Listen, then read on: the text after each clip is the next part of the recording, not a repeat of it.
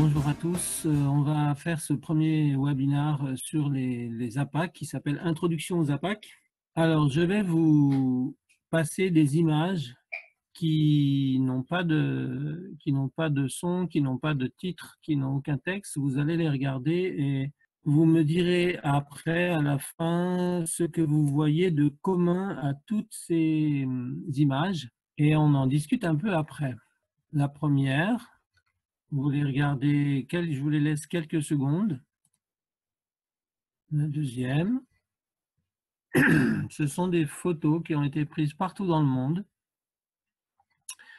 Et regardez bien ce que vous trouvez de commun à toutes ces photos. Ici, c'est en Asie. Ici, c'est une zone sèche. Ici, c'est au Sénégal.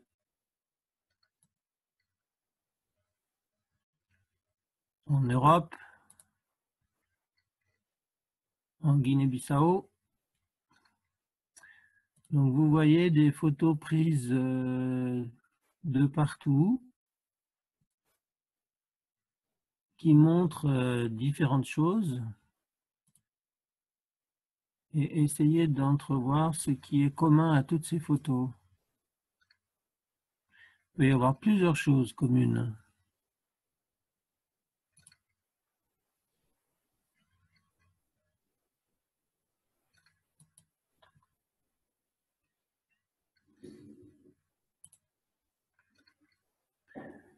Au Kenya, en Australie, ici on est au Maroc, ici on est en Iran. À nouvelle fois, il y avait une autre photo d'Iran. Ici on est en Europe du Nord. Voilà un beau lac en cœur du Congo, Brazzaville.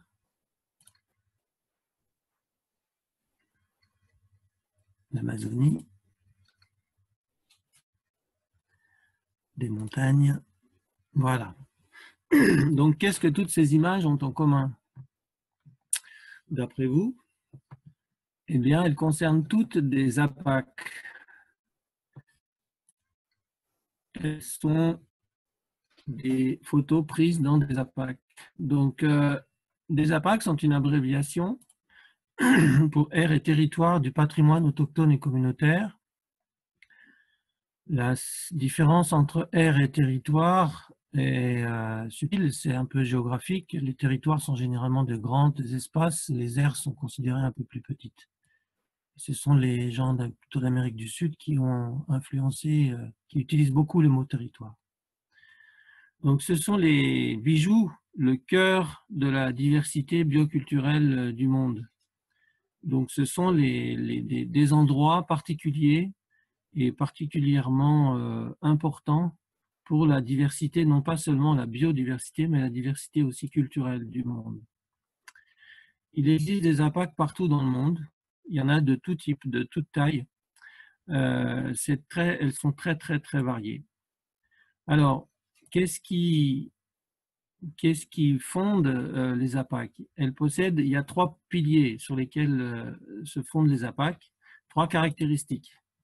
C'est la chose la plus importante qu'il faut retenir. C'est une communauté et un espace à côté de cette communauté avec lequel il y a une relation très très forte entre la communauté et l'espace. Donc cette relation peut être une relation de subsistance pour se nourrir, pour s'habiller, pour manger, pour faire des toits de leur maison, etc. Ça peut être aussi un lien très fort culturel, de dépendance culturelle, comme par exemple une forêt sacrée dans laquelle on ne touche à rien, on fait des cérémonies. Donc le premier point, c'est un lien très fort entre une communauté et un espace. Le deuxième pilier, la deuxième caractéristique, c'est que tout ce qui se décide sur cet espace est décidé par la communauté elle-même. De fait, pas forcément avec des textes de loi écrits, et souvent ce n'est pas le cas, mais de fait. Et il y a une institution de gouvernance plus ou moins traditionnelle, mais souvent fortement traditionnelle, qui fonctionne bien et qui fait appliquer des règles définie par la communauté elle-même. Et le troisième pilier, le troisième point caractéristique, ben, c'est en fait, c'est quelque part un résultat des deux premiers, c'est-à-dire que le lien fort qui lie la communauté et l'espace, plus les décisions qu'ils prennent, donne une bonne conservation, c'est-à-dire qu'on voit une préservation de la nature, mais aussi une bonne condition de la communauté, c'est-à-dire que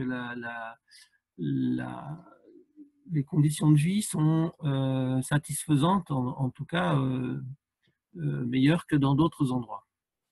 Donc on a une conservation qui se voit en résultat à un lien fort et des décisions prises par une communauté. Donc pour résumer les trois caractéristiques, c'est la relation très forte entre la communauté et son territoire. La communauté est capable, elle prend des décisions, elle applique des règles. Son territoire les fait respecter, elle place des amendes également. Et ces règles maintiennent le territoire en bon état naturel et la communauté dans de bonnes conditions de vie. Donc c'est un concept qui n'est pas du tout nouveau, contrairement à ce que beaucoup de gens pensent. Ils pensent que c'est un nouveau concept. Or non, c'est très ancien, mais c'est très puissant. C'est simple et puissant. Donc les APAC sont des biens communs, qui sont des terres, de l'eau, des bois, des ressources naturelles, etc., gouvernés et gérés collectivement par une communauté de personnes. Il y a toujours un dispositif institutionnel efficace, c'est-à-dire des structures sur place qui prennent des décisions et qui les font respecter, avec des relations internes complexes, des règles, tout cela étant inscrit dans une culture, dans la culture locale, qui est souvent très forte. Donc les APAC sont des exemples réussis de décisions prises collectivement, et c'est, comme je disais tout à l'heure, un système, un concept, ou disons une manière de conserver la nature qui est très très ancien. C'est le plus ancien du monde finalement. Les experts, les ONG internationales de conservation de la nature, les États, beaucoup de gens pensent avoir inventé la conservation de la nature il y a quelques dizaines d'années, ou avec le premier parc de Yellowstone aux États-Unis, par exemple, ils pensent avoir inventé ça. En fait, c'est pas vrai. La conservation existe depuis des milliers d'années puisque les communautés l'ont toujours pratiquée. Et ceci directement lié avec leur mode de vie, leur culture et l'identité des peuples. Le mot identité est important parce que c'est peut-être là la grande différence entre les aires protégées classiques, habituelles qu'on connaît, et les APAC, c'est qu'au niveau des APAC, il y a un sentiment d'identité à l'espace qui n'existe pas forcément dans les autres aires protégées. Donc, la conservation, c'est trois choses. La conservation de la nature et par les APAC aussi, ces trois choses, c'est la protection. Ici, on a un exemple d'espace, de sous-espace d'une APAC au Sénégal, dans laquelle tout est interdit, y compris pour les communautés, pour tout le monde. Et donc, c'est une partie, c'est un exemple de protection stricte de la conservation. Là, c'est une partie c'est la partie utilisation durable de la conservation, qui est, ici on est en Italie, donc c'est un parc national, c'est un site de patrimoine mondial, mais il y a une utilisation des ressources qui se fait quand même. Et la troisième partie du mot conservation, dans sa définition, c'est la restauration des milieux. La restauration, comme par exemple la réintroduction d'espèces sauvages disparues, etc. Donc ces trois constituants de la conservation sont bien présents dans toutes les APAC, et c'est un point important à souligner en contradiction avec le mot protection, aire protégée. Pour beaucoup d'aires protégées dans le monde, c'est plutôt de la protection que de la conservation qu'on fait, le côté utilisation durable n'est pas souvent bien en, en, en vigueur. Donc, je vous présente quelques exemples d'APAC. Ici, c'est différentes photos que vous pouvez voir prises partout dans le monde. Au Mali, à droite, ici, avec une mare au crocodile. Au Népal, le mont Everest, le sommet de la planète. Des forêts du Zimbabwe, etc. Donc, les APAC sont multiples et ici concerne par exemple des espaces et des éléments naturels sacrés. Mais les APAC peuvent aussi concerner non pas des espaces directement, mais des espèces et bien entendu leur espace qui va avec, le biotope dans lequel vivent ces animaux sacrés. Et c'est tout l'espace qu'on va conserver en voulant protéger un animal particulier, un totem, un animal sacré, etc. Donc là, on a des exemples en Inde, par exemple. Aussi, ici, cette diapo illustre la question de la taille des APAC. On peut avoir des toutes petites APAC, comme on a vu par exemple la mare sacrée tout à l'heure avec le crocodile au Mali. C'est tout petit, c'est au milieu d'un village, alors que là, on est ici à droite, la forêt amazonienne, des territoires autochtones, des paysages culturels qui sont immenses, de plus de 100 000 hectares par exemple ou avec la migration des caribous sur les territoires inuits. Donc, quand on parle de migration, on parle de déplacement et ça peut donner des zones APAC de plusieurs centaines, voire milliers de kilomètres. Voilà, ici on a un autre exemple des territoires et routes de migration d'éleveurs. Par exemple, ici c'est en Iran ou dans le Qashqai où les gens se déplacent horizontalement mais aussi verticalement pour faire paître leurs animaux et vont de place en place et tout ceci constitue une APAC. Il y a aussi les zones humides, bien entendu, les zones de pêche, les plans d'eau qui sont gérés de façon durable par des APAC, avec des exemples ici au Brésil, en Guinée-Bissau, un peu partout, au Japon, avec des récifs coralliens, enfin des ajouts de rochers sur les bords de l'océan et qui permet la restauration des milieux. Mais il y a aussi beaucoup d'autres ressources concernées, la biomasse, les plantes médicinales, les bois, les produits forestiers non ligneux, etc., qui sont le sujet même des APAC, puisque les gens ont besoin de ces ressources et qu'ils les gèrent durablement, ils les gouvernent eux-mêmes au cours du temps pour que tout simplement qu'on puisse transmettre aux générations futures tout ce qu'on a reçu des générations d'avant.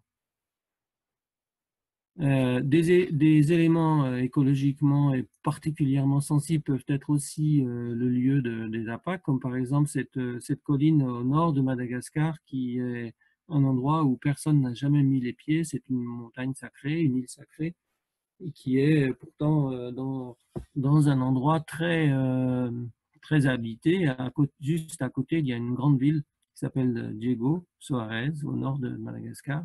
Il y a beaucoup de tourisme qui s'y passe, mais personne ne va sur cette île-là, y compris les locaux.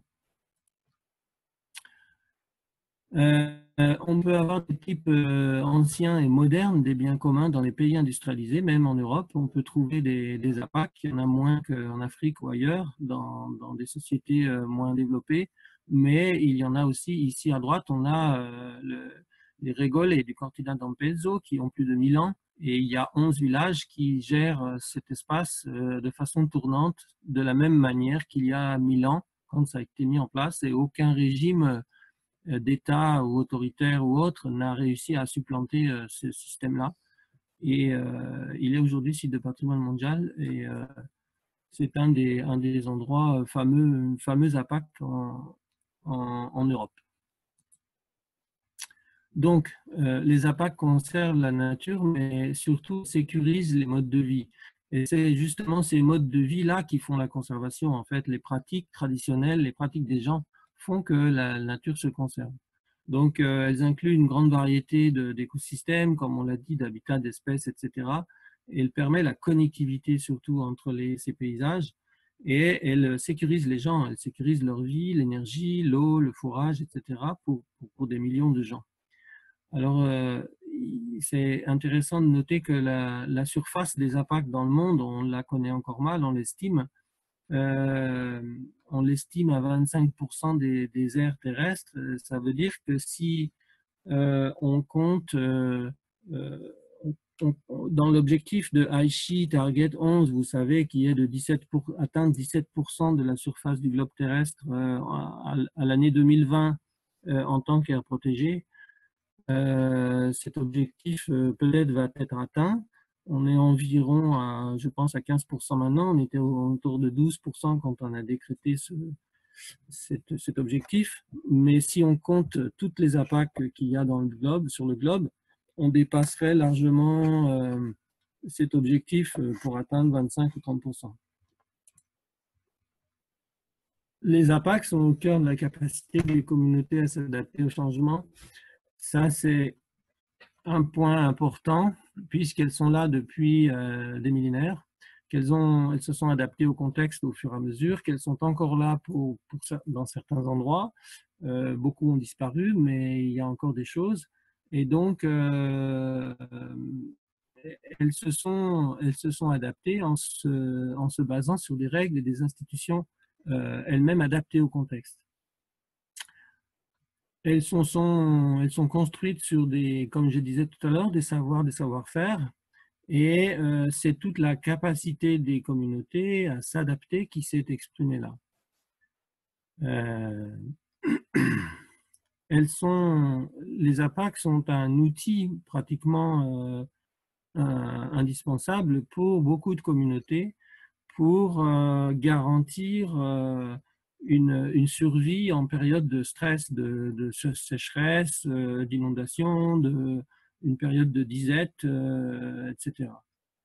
Et avec les changements climatiques, on peut dire que les APAC sont un outil très performant et qu'il faut absolument promouvoir parce qu'avec les changements climatiques qui s'annoncent, ça va devenir de plus en plus difficile de gérer les ressources.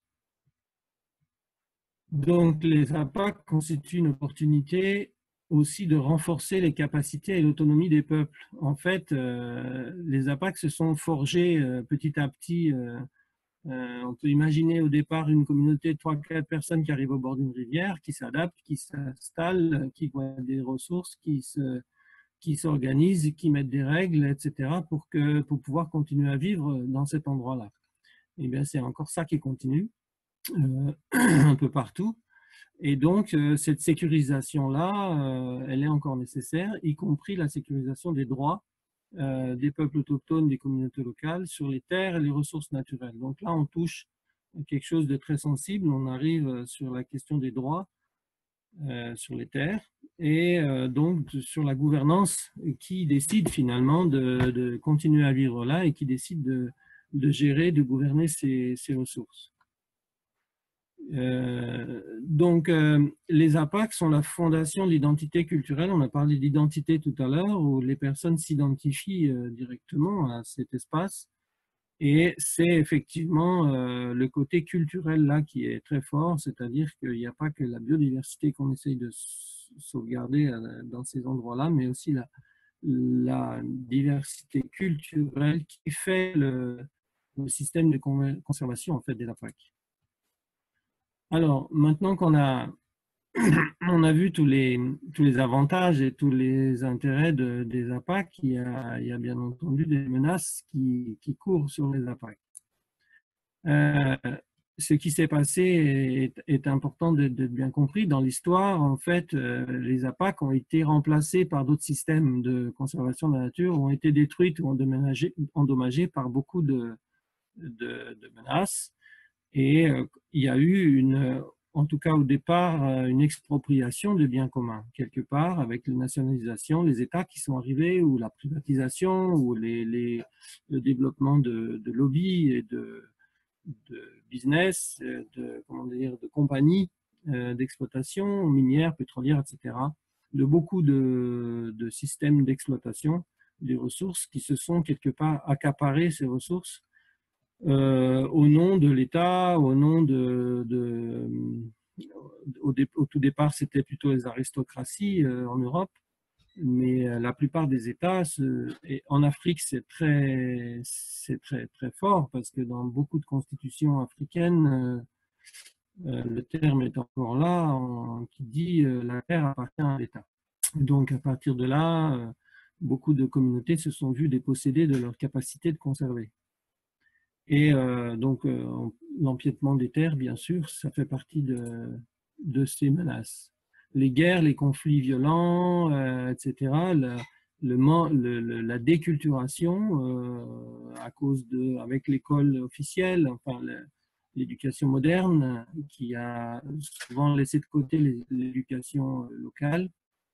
Je pense par exemple en RDC avec l'école des Pygmées qui existait, qui existe encore un peu, mais qui est menacée alors que les gens apprennent vraiment des choses importantes en matière de conservation de la nature dans cette école Pygmée. L'évangélisation aussi a fait beaucoup de tort aux pratiques traditionnelles, aux totems, aux cultes, etc. Et puis, le résultat un peu de ça, c'est une reconnaissance finalement inappropriée par les États, par les gouvernements, et qui ont forcé ce changement. Le changement climatique, qui bien entendu n'arrange rien à tout ça. Alors les menaces, elles peuvent être externes, mais aussi internes aux communautés qui gouvernent les APAC. Le plus compliqué, c'est que les menaces externes, ça a été plutôt l'accaparement par force, la violence, l'éviction forcée. Vous savez tous qu'en Afrique, on a créé beaucoup d'aires protégées, de parcs nationaux, en expulsant les gens de ces terres et en leur imposant pas grand-chose en face, enfin en leur proposant des solutions, pas de solutions ou très peu de solutions en face, et ça crée pas mal de problèmes. Les menaces internes, les plus graves sont la disparition des savoirs, des pratiques, des savoirs locaux. Et surtout, on perd beaucoup, on perd des langues, on perd des pratiques locales, on perd des systèmes traditionnels qui étaient en place pour garantir de la nourriture, de l'eau propre, etc. au fur et à mesure. Et on perd des relations aussi entre les générations, les jeunes, l'exode rural, etc. Et donc, ce qu'on perd en fait le plus, c'est la capacité de gouverner, c'est-à-dire on perd les institutions qui étaient capables de gérer et gouverner les biens communs. Dans certains endroits, ces institutions ou ces personnes, chefs de terre, chefs de clan, chefs traditionnels, chefs coutumiers, suivant comment on les appelle à droite et à gauche, dans plusieurs cas, ne sont plus vraiment des gouvernants de biens communs, mais ils gouvernent presque de façon individuelle et en voyant leur intérêt presque personnel. Ça, c'est un cas que j'ai rencontré plusieurs fois en RDC, au Congo, par exemple. Alors, est-ce qu'il y a des réponses aux menaces aux APAC? Oui, il y a des réponses qu'on peut adresser. Des réponses locales, d'abord par les peuples autochtones et les communautés locales. Donc, c'est l'organisation. Il faut s'organiser de façon interne, faire des analyses, travailler sur de la cartographie, sur des échanges avec les voisins, se mobiliser pour dialoguer avec les communautés voisines, etc. Il faut disséminer l'information, il faut arriver à créer des alertes quand il y a des problèmes. Pour ça, la radio est un outil important. Faire des alliances avec des journalistes du pays, parler des APAC, parler des problèmes, des menaces qui se passent, ne pas rester seul dans son coin, mais il faut oser aller vers l'extérieur. Des actions diplomatiques aussi sont possibles, des alliances diplomatiques, des alliances nationales, faire du lobbying, ne pas hésiter à aller voir les parlementaires, leur donner des documents pour qu'ils puissent faire remonter les informations. Et tout un tas d'actions de lobbying qui sont possibles de faire par des communautés même un peu perdues dans leur forêt, dans leur zone. Et bien entendu, l'action légale est importante. Un des objectifs de la promotion des APAC, c'est ça, c'est la reconnaissance légale des APAC pour qu'une communauté qui veut défendre son territoire puisse le faire devant des tribunaux avec un texte à l'appui. Sinon, elle ne peut pas vraiment reprendre la main.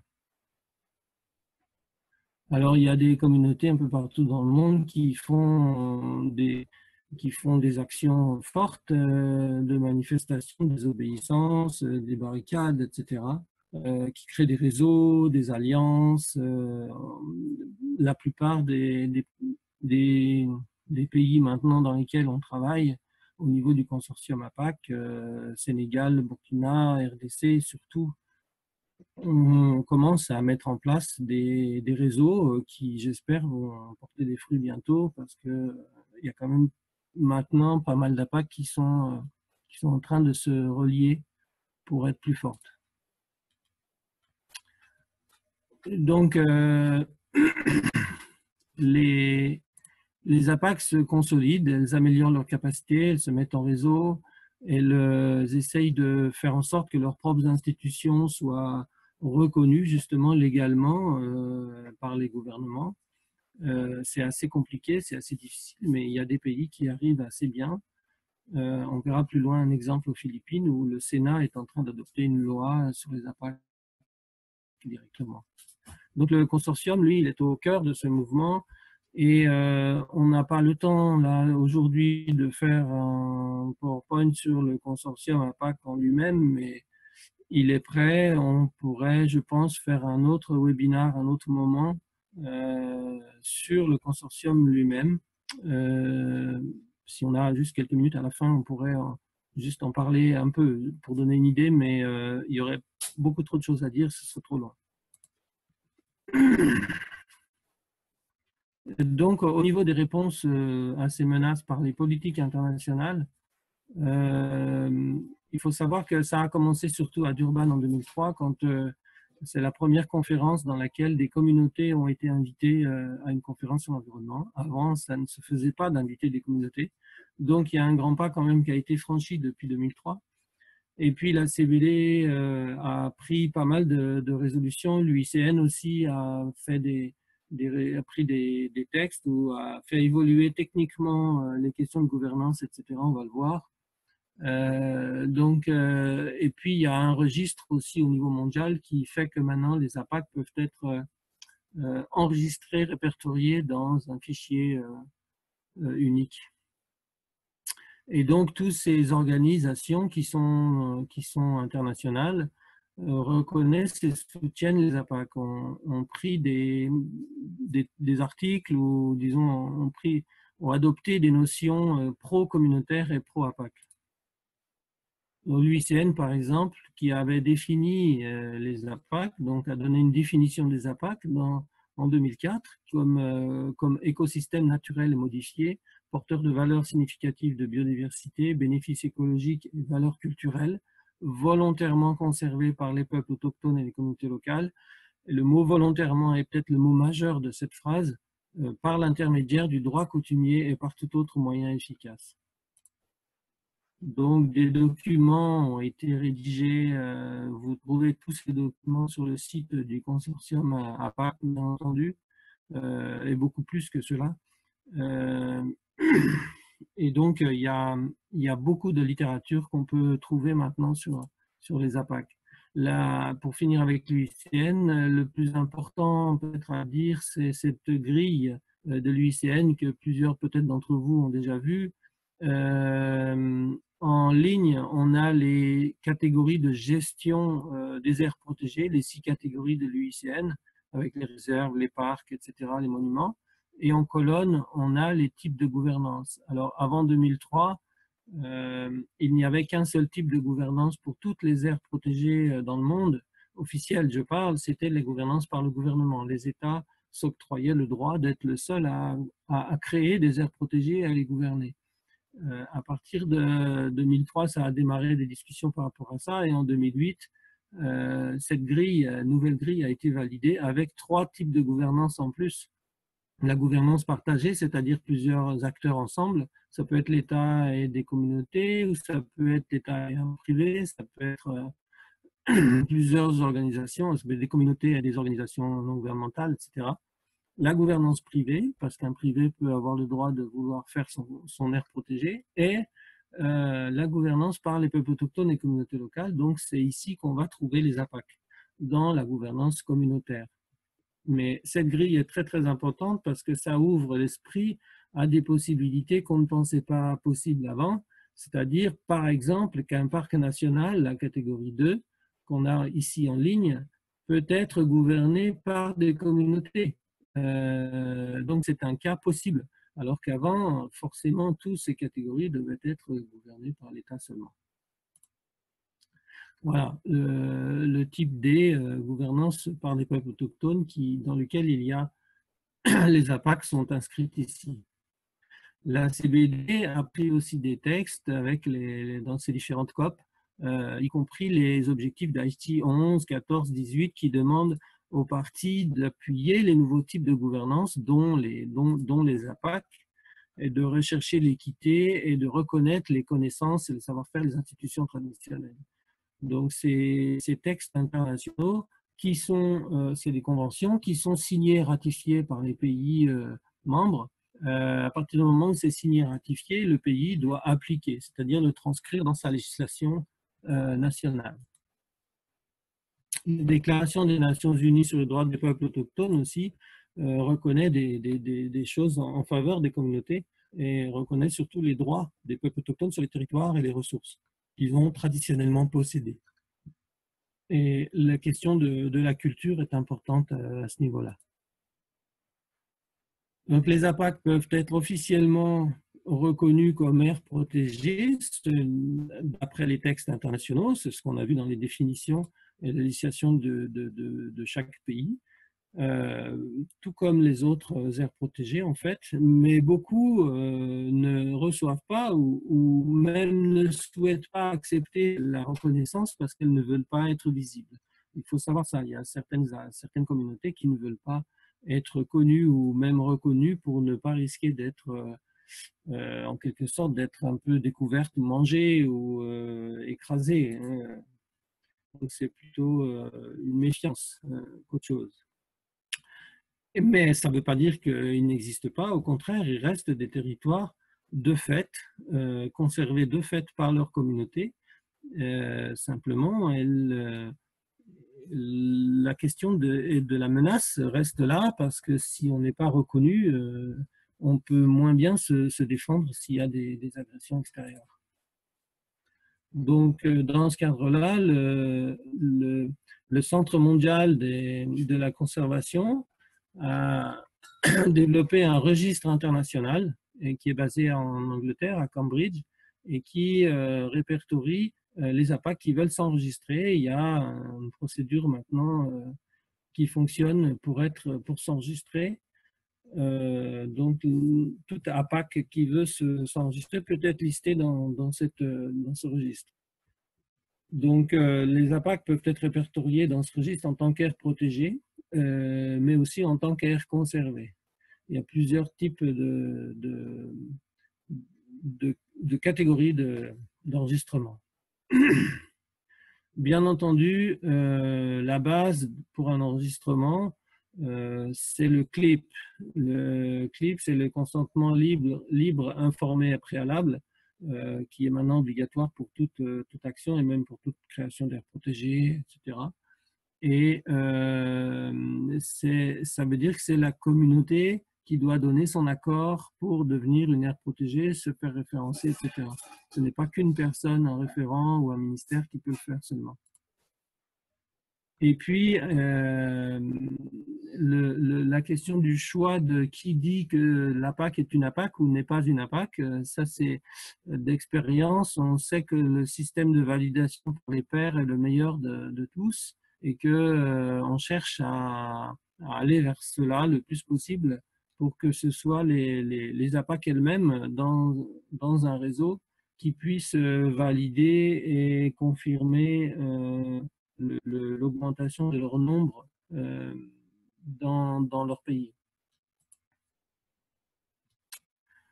Alors, un point par rapport au point international encore, un dernier point, c'est le GSI, l'initiative mondiale en appui aux APAC qui est en train de se dérouler en ce moment, où il y a 26 pays concernés dans le monde sur cet appui, qui a un objectif de développement des capacités de réseaux régionaux pour les APAC, spécifiquement sur les APAC, Donc, c'est le PNUD qui mène cette action avec le Jeff SGP, le PMF-FEM. Le principe est d'appuyer par des petits dons pour avoir une reconnaissance et une protection appropriée des APAC.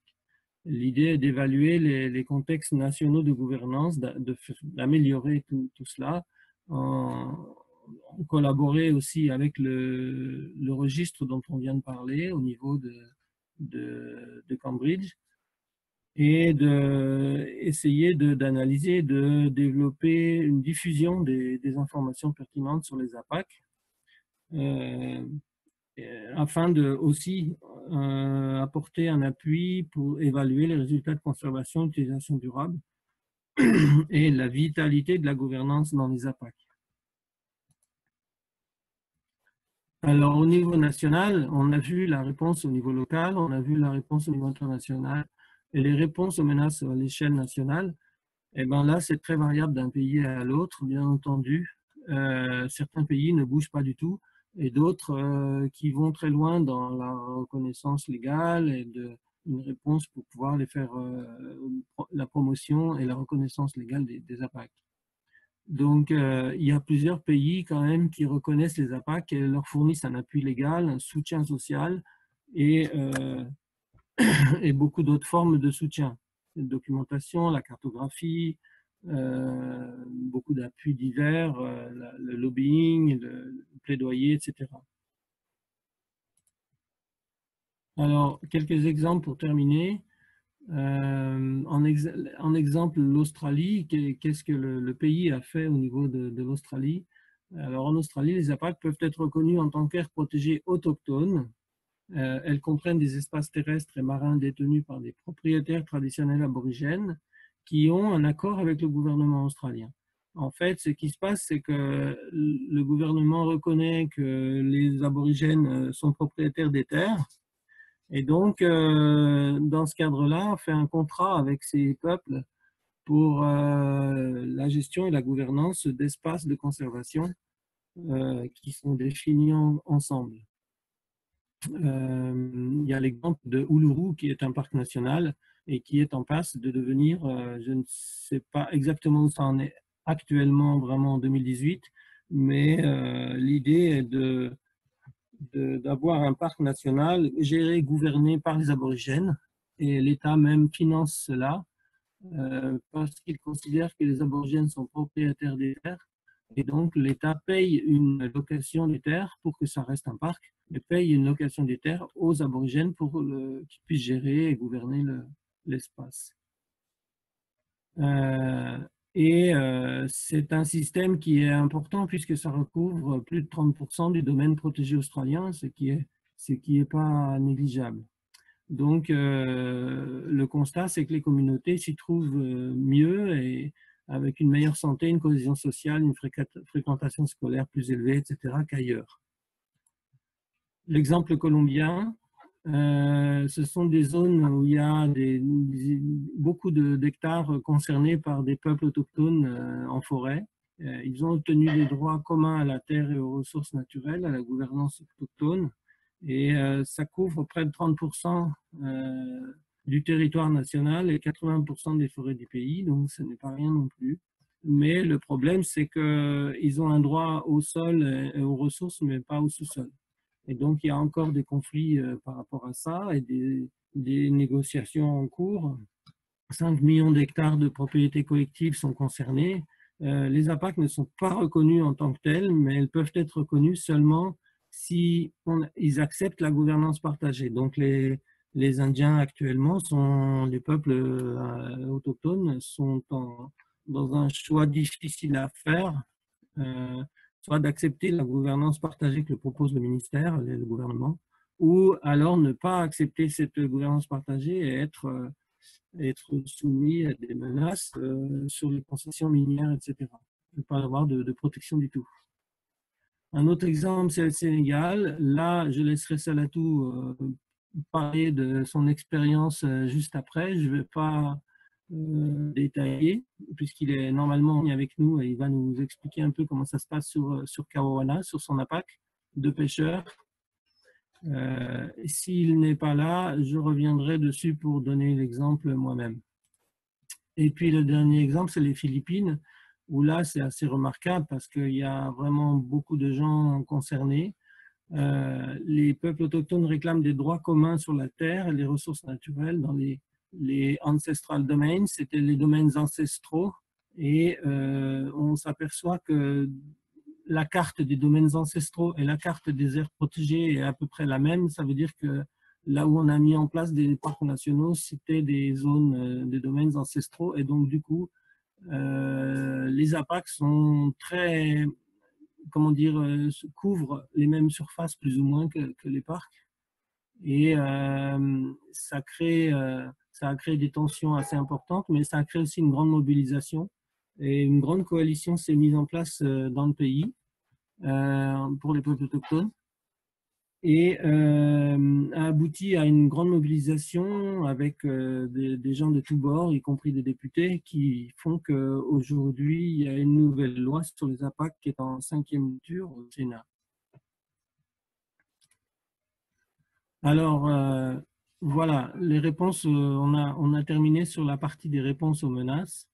Et je termine juste avec les différents types d'APAC qu'il est nécessaire de voir aujourd'hui. Il y a 3 types d'APAC différents actuellement. Les APAC définis, c'est-à-dire c'est un peu l'exemple idéal. Ce sont les APAC qui remplissent pleinement les 3 caractéristiques.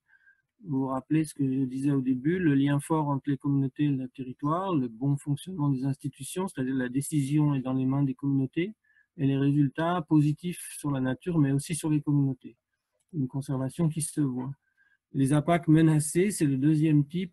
Donc là, ce sont des APAC qui avaient les 3 caractéristiques pleines par le passé, mais qui sont menacés maintenant, qui n'ont plus maintenant, c'est-à-dire ils ont perdu une ou deux de ces capacités-là. Et c'est souvent le deuxième pilier qui manque, c'est-à-dire que la décision n'est plus vraiment dans les mains seules de la communauté, mais dans d'autres mains, par exemple, l'État ou des ONG, etc. Et qu'il y a donc des perturbations que la communauté essaye de rétablir. Et puis il y a les APAC désirés, donc qui sont les plus affectés déjà par la mondialisation, par toutes les menaces qui pèsent sur les APAC, et ou qui n'ont jamais eu les 3 caractéristiques par le passé, mais qui ont un potentiel important de revenir à une gouvernance communautaire et une conservation faite par les communautés elles-mêmes. Ça suppose des engagements forts, nouveaux, de la part des communautés. Donc, quelques schémas juste pour vous montrer que les APAC ne sont pas seulement en dehors des aires protégées actuelles, ça n'est pas à opposer aux autres types d'aires protégées. Il peut y avoir des APAC à l'intérieur d'un parc national, par exemple. Il peut y avoir même plusieurs APAC comme aux Philippines, dont je parlais tout à l'heure, dans les anciens domaines ancestraux. Les parcs nationaux ont été collés un peu sur ça. Et du coup, maintenant, les gens sont en train de vouloir faire reconnaître des APAC un peu partout, y compris dans les parcs en quantité. Mais on peut aussi avoir l'inverse, c'est-à-dire une aire protégée classique. Ici, un exemple de site Ramsar, dans une APAC, par exemple, une APAC de transhumance, où les gens font peut-être 1000 km et il y a à l'intérieur d'autres systèmes d'air protégés. Donc tout ça pour dire que les systèmes d'air protégés ne sont pas soit l'un soit l'autre, ça peut être superposé et c'est pas du tout incompatible. Voilà, je vous remercie beaucoup pour votre attention et j'aimerais ouvrir les questions s'il y en a. Mais d'abord, non, c'est Salatou qui devrait essayer de nous donner, s'il est là en ligne, un exemple concret d'APAC chez lui au Sénégal, en Casamance. Donc, je ne vais pas aussi quand même rebondir sur ce qu'il vient de dire concernant les APAC ici au Sénégal. Donc, moi, je m'en vais en présenter quand même l'exemple de Kawana, qui est la première APAC au Sénégal. Kawana, comme vous l'entendez, c'est une aire de patrimoine communautaire qui se trouve au Sénégal, qui nous démontre pratiquement les 8 villages qui polarisent la PAC. Donc, nous voyons ici pratiquement que cette PAC se trouve au niveau du Ria Casamance avec un écosystème d'estuaire très important où se trouve beaucoup plein de mangroves. Et l'activité de pêche est une activité très... Nous avons ici en point jaune les 8 villages qui polarisent la PAC. Pratiquement, nous avons des images de la mangrove et le fleuve. Ici, nous avons pratiquement le ballon, le cœur pratiquement de la PAC où se trouve à l'ouverture de la campagne des huîtres. Et les voilà les femmes qui vont à la cueillette des huîtres. C'est une activité qui est destinée uniquement aux femmes ici des pêcheurs. Et nous avons pratiquement ici quand même un pêcheur qui est récolté la pêche avec quand même un bon type de poisson. Et là, nous avons pratiquement aussi les rizières, comme je disais, très souriantes, très accueillantes. Et nous avons pratiquement quand même au niveau du paysage de grands arbres. Et là, c'est pratiquement dans le village, avec quand même un village. Si tu veux bien, je vais peut-être demander à Christian, parce que sa connexion est un petit peu meilleure, de prendre 5 minutes pour nous expliquer ce qu'est Kawawana. Comme ça, on l'entendra un petit peu mieux. Je suis vraiment, vraiment désolée. Alors, Salatou, nous sommes là sur le constat en fait de diminution le problème de diminution de quantité de poissons dans l'eau. C'était un constat que les pêcheurs ont fait au départ et ils ne savaient pas comment faire pour réagir à cette menace, cette diminution en fait de la qualité du poisson dans les assiettes des ménages dans les villages. Et c'est à ce moment-là qu'on a rencontré Salatou et qu'ils ont mis en place leur APAC. Pour résumer, donc Salatou et ses amis pêcheurs ont mis en place l'APAC de Kawana de leur propre initiative. Donc ils ont appelé ça Kawana parce que ça veut dire, c'est un sigle en langue qui veut dire conserver, protéger notre patrimoine à nous tous ensemble. Et donc, ils ont voulu réagir à l'influence négative qui se déroulait, à savoir l'accès libre. Surtout l'accès libre, c'est l'État qui avait mis en place un accès libre, et donc tout pêcheur pouvait venir dans leur zone. Donc, ils ont mis en place un système de gestion très intelligent à 3 zones.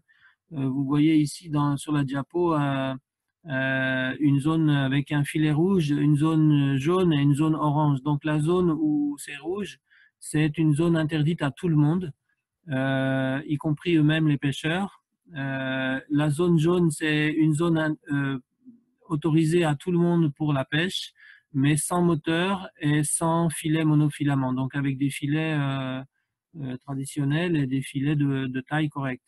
Et la 3e zone, c'est une zone orange où il n'y a que les pêcheurs de la communauté qui peuvent pêcher. Et surtout, une chose importante, c'est que le poisson qui sort de cette zone-là doit être vendu dans les villages concernés, donc ne peut pas être vendu en ville. C'est-à-dire que ce bon poisson qui sort de cette zone-là va nourrir les villages pour que la communauté tout entière, ça c'est un point très très important, il faut que la communauté tout entière ressente le bénéfice de la PAC, pas seulement les pêcheurs. S'ils pouvaient vendre leurs poissons ailleurs, peut-être que les villages n'en auraient pas de bénéfice parce que les bons poissons partiraient en ville et les mauvais resteraient sur village.